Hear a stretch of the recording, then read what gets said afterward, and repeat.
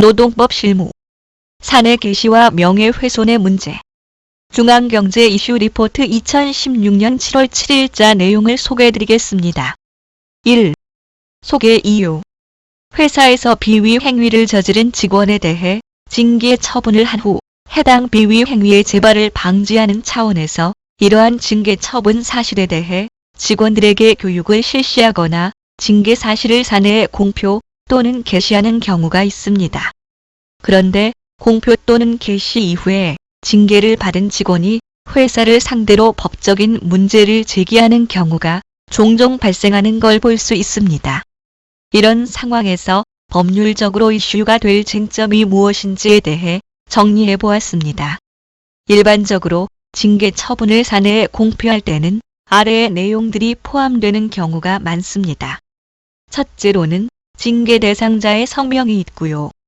둘째로는 징계 대상자에 대한 처분 결과, 그러니까 해고나 감봉을 했다는 결과를 적어주고, 세 번째로는 징계 대상 사실, 즉 왜 그런 징계를 내렸는지에 대한 이유, 횡령이나 성희롱이나 그런 사실관계를 적는 것이지요.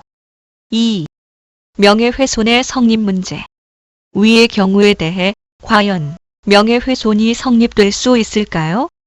결론은 될 수도 있고 안 될 수도 있습니다.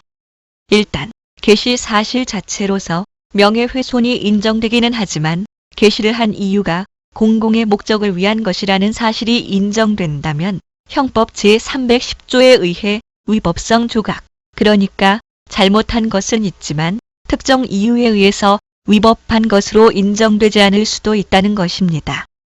실명 게시에 대해 법원에서는 징계 사례 게시가 공공의 목적을 위한 것이었다는 점이 인정되면 비방할 목적이 없어 구성 요건 자체가 인정되지 않을 수 있다 라고 판결하였습니다. 즉, 목적이 공공적인 거라면 법 위반이 아니라는 겁니다.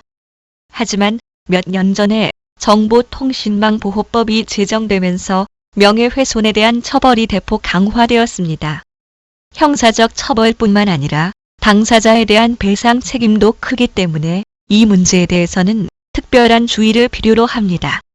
잠시 화면을 멈추시고 아래에 정보통신망보호법에 대한 내용을 잘 읽어보시면 좋을 것 같습니다.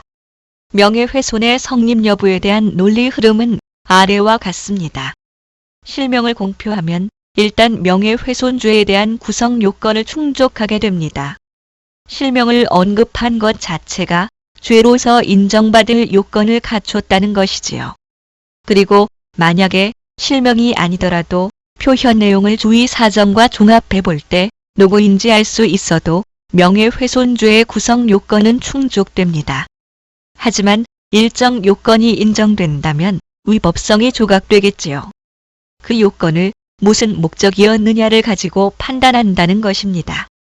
그래서 공공의 목적을 위한 것이라는 것이 인정된다면 구성 요건이 인정되지 않을 수도 있는 것입니다. 그렇다면 판례를 통해서 구체적으로 보겠습니다. 3. 명예훼손에 대한 판례. 명예훼손 불인정 사례. 회사 게시판에 해고 직원이 허위 출장비 명목으로 수천만 원의 회사 공금을 횡령하고 법인카드로 1,000만 원대의 공금을 유용했다는 내용의 중노위 판정문을 요약해서 게시하자 해고 직원이 명예훼손을 이유로 1억 5천만 원의 손해배상 청구를 한 사안이 있었는데요. 법원은 이에 대해서 감사실 부장이 게시물을 게재함으로써 원고들의 횡령 행위를 적시해 명예를 훼손한 사실을 인정할 수 있다면서 게시물을 올린 이유에 비록 자신이 해온 감사 활동의 정당성을 알리려는 부수적인 목적이 있다 하더라도, 그러니까 개인적인 목적이 부수적으로 있었더라도 그 주된 목적이 회사 내 분쟁에 관한 사실을 알리고 중앙노동위원회의 결정을 직원들에게 알리려는 것인 이상 공공의 이익을 위한 것이므로 위법성이 없다라고 판결하였습니다. 목적이 공공의 이익을 위한 것이므로 위법하지 않다는 것이지요. 다음은 명예훼손 인정 사례입니다. 대학 등록금을 납부하지 못한 학생에 대한 제적 처분 이후 실명을 언급하면서 제적 사실을 공표한 사안이 있었습니다. 학교가 많이 옹졸하네요. 법원은 이에 대해서 학생에 대한 징계 사실의 공표에 관해서는 학칙의 규정도 없고 관련 법령에도 정한 바가 없다는 점, 설사 해당 대학교의 학칙에 그런 내용이 규정되어 있다 하더라도 그것만으로 법률 위반적인 관례도 허용한 것으로 볼 수는 없다는 점, 법률을 위반한 형사범에 대한 판결의 공시도 법률의 규정에 의해야만 가능하다는 점, 징계 사실 공표의 목적은 비위 행위에 대한 예방 효과가 주된 목적인데 그러한 예방 효과는 해당인의 실명을 거론해 구체적으로 지적하지 않더라도 달성할 수 있다는 점, 특히 사회적 비난이 따르는 비위 행위로 인한 제적도 아니기 때문에 그 공표에 있어 더욱 주의를 기울여야 한다는 점 등을 종합하면 제적 이유 및 실명을 거론해 공고한 위 공표 행위는 그 방법이 상당하지 않아 위법하다고 보인다라고 판결을 하였습니다. 4. 실무에서의 주의점. 징계 사례 홍보가 국가, 사회 등을 위한 것이 아니라 회사 자체의 관심과 이익을 위한 것이라고 하더라도 공공의 이익에 해당할 가능성은 있을 겁니다. 따라서 실명을 거론해 징계 사실을 공표 내지 게시한 경우에도 그것이 공공의 이익에 부합한다면 명예훼손에 해당하지 않는다고 볼 수 있을 것입니다. 다만 위 법원 판례에 들에서 비방의 목적을 부정하고 공공의 이익을 인정한 근거들을 중심으로 보면 징계 사실을 공표할 때는 징계 대상자의 실명을 언급하지 않는 것이 가장 안전할 것입니다. 5. 실무에서의 예시.